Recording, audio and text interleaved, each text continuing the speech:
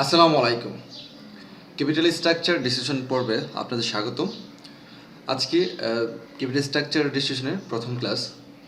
So আজকে ক্লাসটা খুবই গুরুত্বপূর্ণ, অর্থাৎ আমাদের ক্যাপিটাল স্ট্রাকচারের কী মেথডগুলো আমাদের জানতে হবে আজকে সেই পর্ব নিয়ে আলোচনা করব এবং একটি গুরুত্বপূর্ণ একটি অঙ্ক আমি ডিটেলসে বোঝানোর চেষ্টা করব। তো কাজে প্রথম থেকে শেষ পর্যন্ত অবশ্যই দেখবেন, আশা করি ভালো লাগবে। সো প্রথমে আমরা জেনে নিব ক্যাপিটাল স্ট্রাকচার কী। ক্যাপিটাল স্ট্রাকচার হচ্ছে মূলধন গঠন, অর্থাৎ আপনি মূলধনটা কিভাবে গঠন করবেন। অর্থাৎ আপনার ব্যবসাটা নিজস্ব মূলধন দিয়ে চালাতে পারেন, আবার নিজস্ব মূলধনের সাথে ঋণ করা মূলধন অ্যাড করতে পারেন, অথবা আপনি প্রেফার স্টকের মাধ্যমেও ব্যবসা রান করতে পারেন। সো আমরা এটা হচ্ছে ক্যাপিটাল স্ট্রাকচার। এখন মূলধন তো গঠন করার জন্য অনেকগুলো ওয়ে আছে। নিজস্ব মূলধনের সাথে ঋণ থাকতে পারে, নিজস্ব মূলধনের সাথে প্রেফার স্টক থাকতে পারে। যে ওয়েতে আমাদের মূলধন গঠন করলে আমাদের বেস্ট একটা রেজাল্ট আসবে, সেই ওয়েতে আমাদের মূলধনটা গঠন করতে হবে। সো সেজন্য আমাদের এই চ্যাপ্টার অধ্যয়ন করা।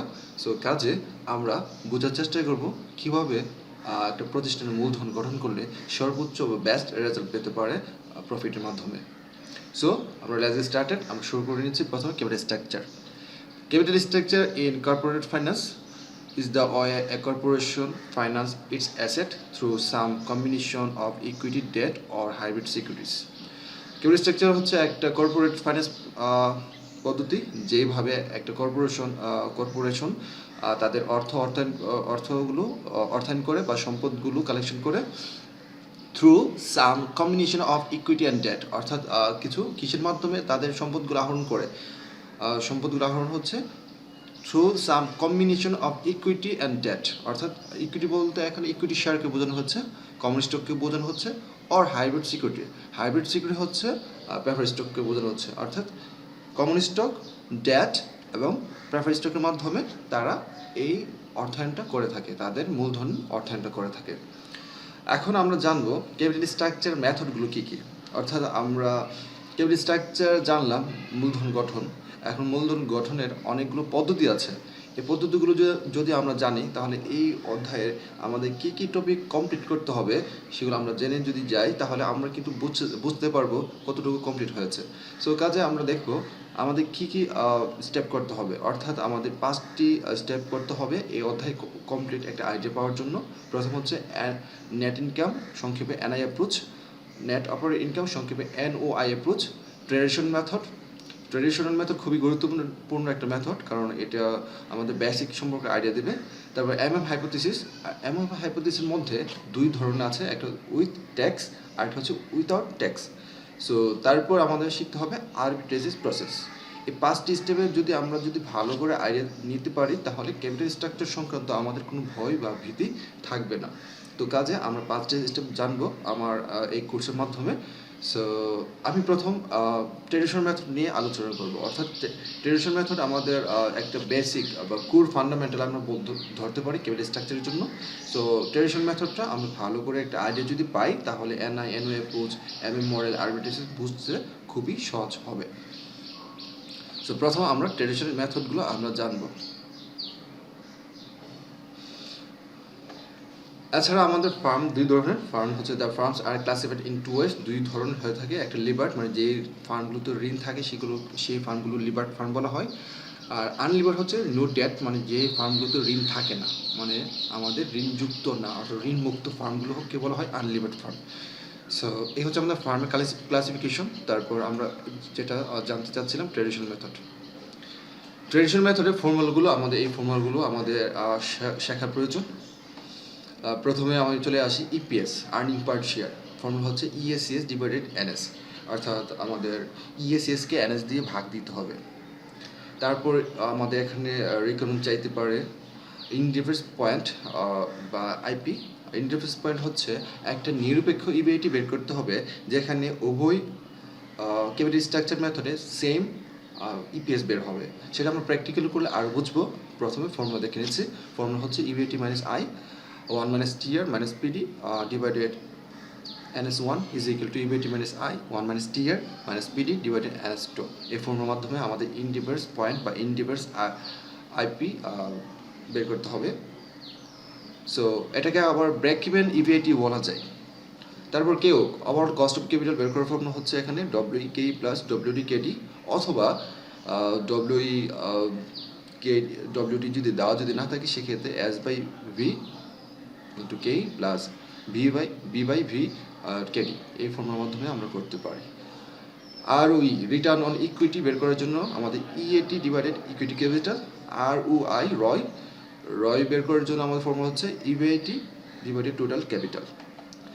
তারপর আমাদের ফিনান্সিয়াল ব্রেক ইভেন পয়েন্ট যদি রিকমেন্ড চাই তাহলে আমরা ফিনান্সিয়াল ব্রেক ইভেন পয়েন্ট হচ্ছে এফবিইপি সমান হচ্ছে আই প্লাস পিডি 1 - TR। তারপর আমাদের P0 যখন EPS earning price earning ratio দেওয়া থাকবে তখন P0 বের করার ফর্মুলা হচ্ছে EPS into price earning ratio. আবার P0 বের করার ফর্মুলা আছে শেয়ার ক্যাপিটাল ডিভাইডেড এনএস, অর্থাৎ টোটাল শেয়ার ক্যাপিটালকে এনএস দিয়ে ভাগ দিলে P0 অর্থাৎ কারেন্ট মার্কেট প্রাইস পাওয়া যাচ্ছে। এই হচ্ছে আমাদের ট্রেডিশনাল মেথডের ফর্মুলাগুলো। এই ফর্মুলাগুলো জানার মাধ্যমে আমরা ট্রেডিশনাল মেথডে যে রিকোয়ারমেন্টগুলো চাইতে পারে সবগুলো আমরা করতে পারবো। এখন ট্রেডিশনাল মেথডে আমাদের অঙ্কগুলো করব, অর্থাৎ যেটা basic capital structure. So let's get started. প্রথমে আমরা অঙ্কটি ভালো করে পড়ব, বোঝার চেষ্টা করব কি চেয়েছে, কি করতে হবে, দেন আমরা চেষ্টা করব সলিউশন দিতে। প্রথম প্রশ্ন পড়ে নিচ্ছে, the following are the capital structure of BD food limited. Common stock capital 60,000 share at the rate 100, total 60 lakh. 12% debt capital হচ্ছে আমাদের 40 লাখ, টোটাল ক্যাপিটাল হচ্ছে 1 crore, অর্থাৎ 1 কোটি তাদের ক্যাপিটাল এখন বর্তমানে তাদের আছে।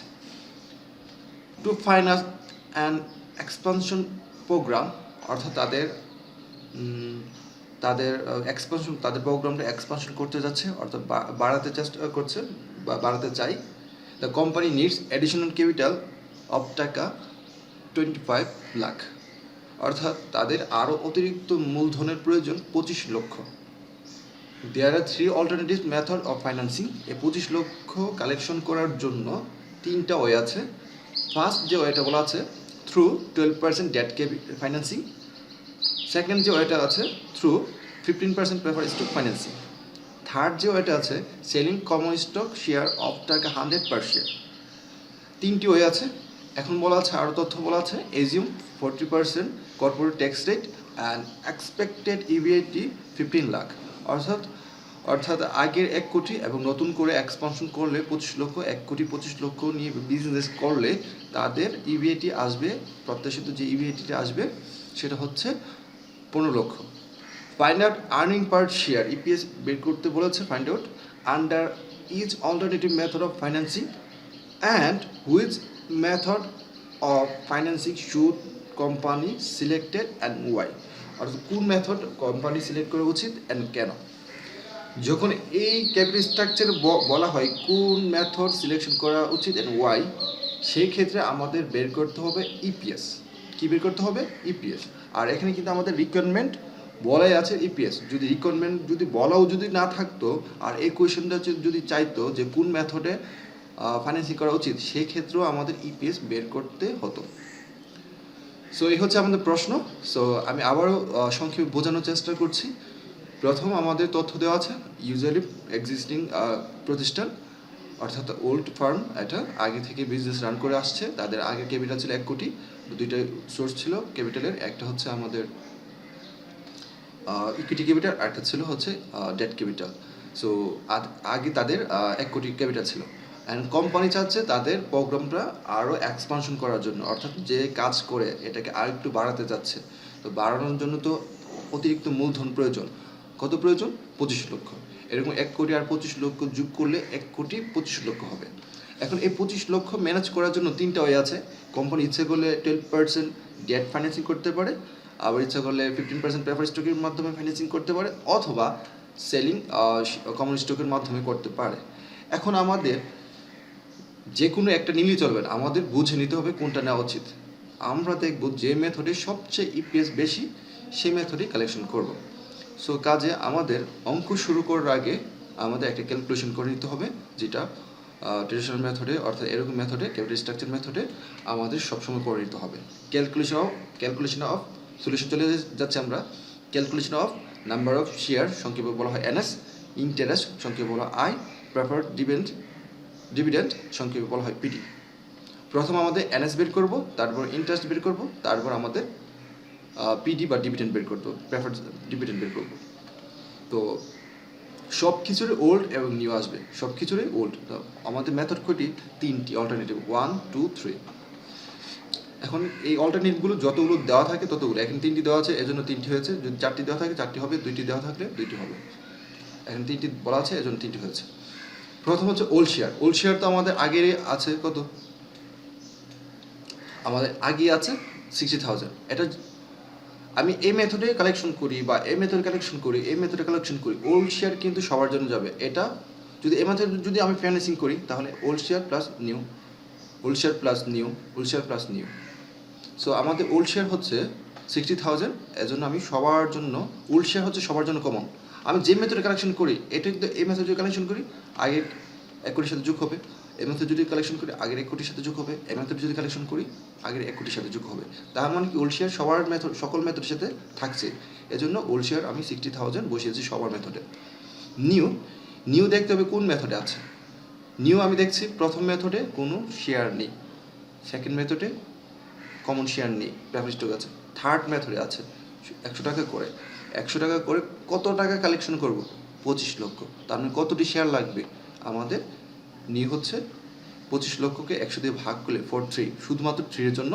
আমাদের অল্টারনেটিভ 1 অল্টারনেটিভ 2 জন্য হবে না, শুধু 3 এর জন্য কাজটা করতে হবে।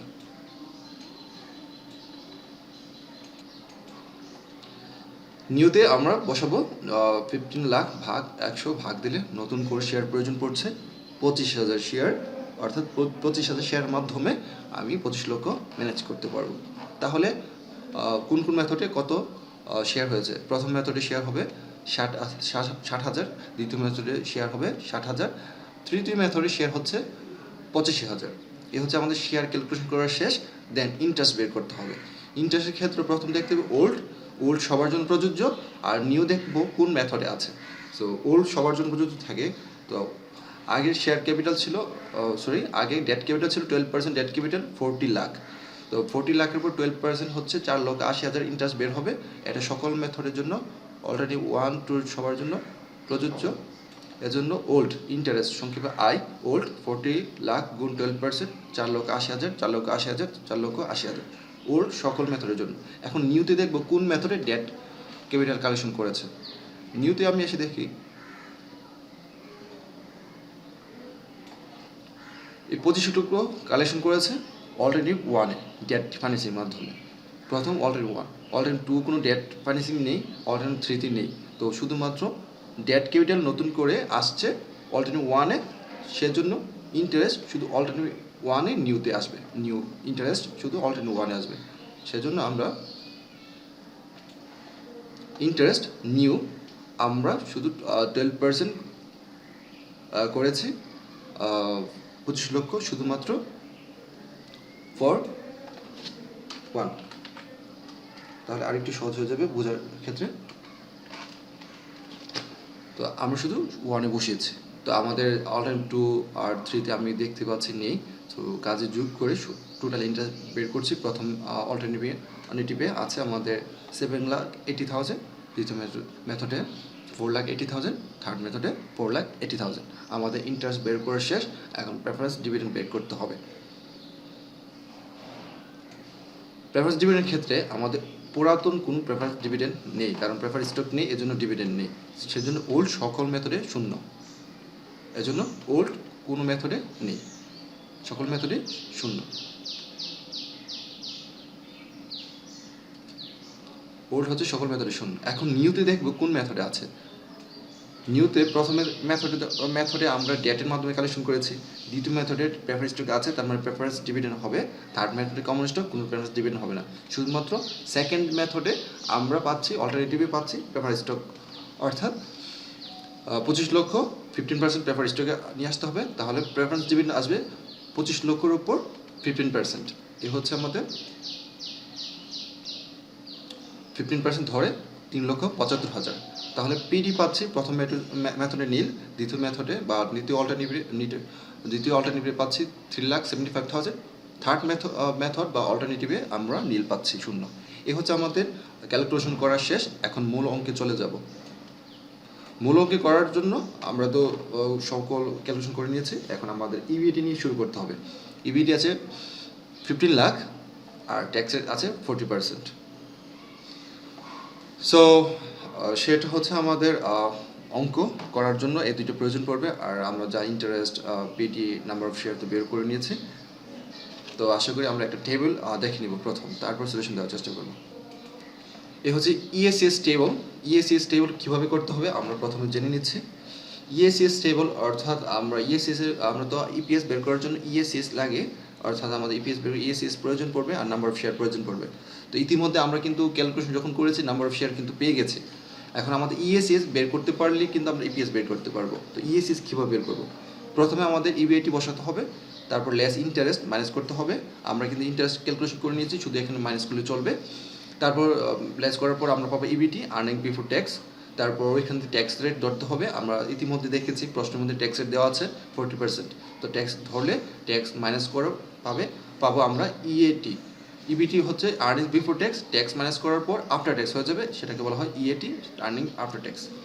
তারপর আমাদের লেস প্রেফারেন্স ডিভিডেন্ড মাইনাস করতে হবে। ইতিমধ্যে কিন্তু আমরা প্রেফারেন্স ডিভিডেন্ড ক্যালকুলেশন করে নিয়েছি, মাইনাস করতে পারবো সহজে। তো পিডি মাইনাস করার পর ইএসএস পেয়ে যাব, যেটাকে বলা হয় earning available for common stock holders. So ESS যখন পেয়ে গেছি, ইএসএসকে আমরা নাম্বার অফ শেয়ার দিয়ে ভাগ করলে আমাদের ইপিএস পাবো। এই মেথডে আমাদের বের করতে হবে। এখন এই টেবিলের নিয়ম অনুসারে আমরা ওই অঙ্কটি সলিউশন দেওয়ার চেষ্টা করব। প্রশ্নে আমাদের ইবিটি দেওয়া আছে, সো 15 লাখ আর ট্যাক্স রেট দেওয়া আছে 40%। সো আমরা সেই কাজটি নিয়ে কাজ করব। প্রথমে আমাদের ইবিটি বসাতে হবে। আমরা comparative income statement calculation of EPS আমাদের বের করতে হবে, যেহেতু আমাদের রিকোয়ারমেন্ট চেয়েছিল ইপিএস বের করার জন্য। এখানে আমাদের find out earning per share, সংক্ষেপে বলা হয় EPS, under is alternative method of financing and which method of financing should company selected and why. এগুলোর পরে আনসার আসছে। প্রথম ইপিএস বের করে নিয়ে আসছে। ইপিএস আমাদের ক্যালকুলেশন করতে হবে। প্রথম আমাদের যে কাজটা করতে প্রথমে আমাদের বসাতে হবে ইবিআইটি। ইবিআইটি প্রথম বসেছে, প্রত্যেক মেথডে same EBIT 15 lakh less interest. So interest আমরা কোনগুলো বাদ দিব? ইতিমধ্যে আমরা কিছুক্ষণ পূর্বে যে ক্যালকুলেশনটা করেছিলাম, ইন্টারেস্ট আমাদের প্রথম মেথড, দ্বিতীয় মেথড, তৃতীয় মেথডের জন্য ইন্টারেস্ট বের করেছিলাম 7,80,000, 4,80,000, 4,80,000, 7,80,000 প্রথম মেথডে, দ্বিতীয় মেথডে 4,80,000, 4,80,000 মাইনাস করার পর আমরা পাচ্ছি ইবিটি। ইবিটি হচ্ছে 7,20,000, 10,20,000, 10,20,000। তারপর লেস আমাদের দিতে হবে ট্যাক্স অন ইবিটি। এই ইবিটির উপর ট্যাক্স কাটতে হবে। 7,20,000 উপর ট্যাক্স 40% কাটলে হবে আমাদের 2,88,000, আর 10,20,000 উপর 4,08,000, 4,08,000 মাইনাস করার পর আমরা পাচ্ছি ইএটি। ইএটি হচ্ছে 4,32,000, 6,12,000, 6,12,000। লেস হচ্ছে পিডি, অর্থাৎ প্রেফারেন্স ডিভিডেন্ড মাইনাস করতে হবে। অর্থাৎ আমরা প্রেফারেন্স ডিভিডেন্ড কিন্তু বের করেছি, শুধুমাত্র সেকেন্ড মেথডে আছে। তো পিডি আমরা প্রথম মেথডে নীল, দ্বিতীয় মেথডে আছে 3,75,000, তৃতীয় মেথডেও নীল। বাদ দেওয়ার পর আমরা পেয়ে যাচ্ছি ইএসিএস। তো ইএসিএস যখন আমরা পেয়ে যাচ্ছি, তখন ইএসিএস হচ্ছে 4,32,000, 2,37,000, 2,37,000 পরে 6,12,000। এখন আমাদের ইএসএস পেয়ে গেছি। এখন নাম্বার অফ শেয়ার কিন্তু আমরা প্রথম মেথডে 60,000, দ্বিতীয় মেথডে 60,000, তৃতীয় মেথডে আমরা 85,000 বের করেছিলাম। তো নাম্বার অফ শেয়ার 60, 60, 85,000। এখন ইপিএস বের করার ফর্ম হচ্ছে ইএসিএসকে নাম্বার অফ শেয়ার দিয়ে ভাগ দিতে হবে। যদি 60,000 দিয়ে 4,32,000কে ভাগ দিই, পাচ্ছি টাকা 7.20। আর 2,37,000কে আমরা 37,000কে যদি আমরা 60 দিয়ে ভাগ করি, 60,000 দিয়ে ভাগ করি 3.95। তারপর হচ্ছে 6,12,000কে 85,000 দিয়ে ভাগ করলে 7.20। অর্থাৎ আমি দেখতে পাচ্ছি ইপিএস প্রথম মেথড আর থার্ড মেথডের সমান। তো কোম্পানি যার ইপিএস ভালো, এখন আমাদের ইপিএস বের করে ফেলেছি, ফাইন্ড আউট দ্য ইপিএস। এখন বলেছে কোন মেথড আমাদের সিলেকশন করা উচিত অ্যান্ড ওয়াই। আমরা একটা কমেন্টের মাধ্যমে জানিয়ে দেবো কোন মেথড সিলেকশন করা উচিত। Comment. The company should choose alternative 1 or alternative 3 because both have same earning per share EPS is higher than others. অর্থাৎ উভয়জনই কি 7.20 আছে, যে কোনো একটা সিলেকশন করলে চলবে, বোথ সিলেকশন করতে পারে, যে কোনো একটা সিলেকশন করতে পারে, দুইটাই ভালো, কারণ দুইটাই 7.20, অর্থাৎ যার ইপিএস সবচেয়ে বেশি থাকবে সেটাই সবচেয়ে ভালো। আমরা ওই সময় বলেছিল যে কেন আমরা which method should be selected and why, এই মেথডগুলো কেন সিলেকশন করবে, কেন, এই হচ্ছে আমার যার ইপিএস বেশি তাকে সিলেকশন করা উচিত। এই হচ্ছে আমাদের কমেন্টের আনসার। আশা করি বুঝতে পেরেছেন আজকের এই লেসনটি খুবই গুরুত্বপূর্ণ একটি লেসন আমি মনে করছি, কারণ আমাদের এই অনার্স ফার্স্ট ইয়ার যারা আছে, অনার্স থার্ড ইয়ার অথবা অনার্স অনার্স ফোর্থ ইয়ারে যারা আছেন, এই পার্টের অঙ্কগুলো এসে থাকে। অনার্স ফার্স্ট ইয়ার তো মাস্ট আসে, থার্ড ইয়ারও আসে, ফিনান্সিয়াল ম্যানেজমেন্ট যাদের আছে, তারপর ফোর্থ ইয়ারে যারা আছেন অ্যাকাউন্টিং থিওরি যাদের আছে, ইনভেস্টমেন্ট পোর্টফোলিও ইনভেস্টমেন্ট যাদের আছে, অথবা ম্যানেজমেন্ট ডিপার্টমেন্ট যারা আছেন, ইনভেস্টমেন্ট ম্যানেজমেন্ট, ফিনান্সিয়াল ম্যানেজমেন্ট যাদের আছে, তাদের খুবই গুরুত্বপূর্ণ।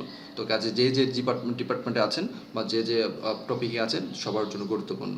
আর লেসনগুলো ধারাবাহিকভাবে দেখতে থাকবেন, অবশ্যই আশা করি ভালো একটা আউটপুট পাবেন। স্টিল নাও আমার চ্যানেলটি যদি সাবস্ক্রাইব করে যদি না থাকেন অবশ্যই সাবস্ক্রাইব করে নেবেন।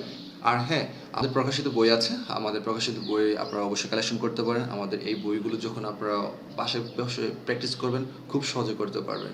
আর এছাড়া আরও গুড নিউজ হচ্ছে আপনাদের জন্য, আমাদের কিছু প্রিমিয়াম কোর্স আছে যেগুলো আমাদের ওয়েবসাইটের মাধ্যমে আপনারা শিখতে পারেন খুবই ন্যূনতম একটা প্রাইজের মাধ্যমে।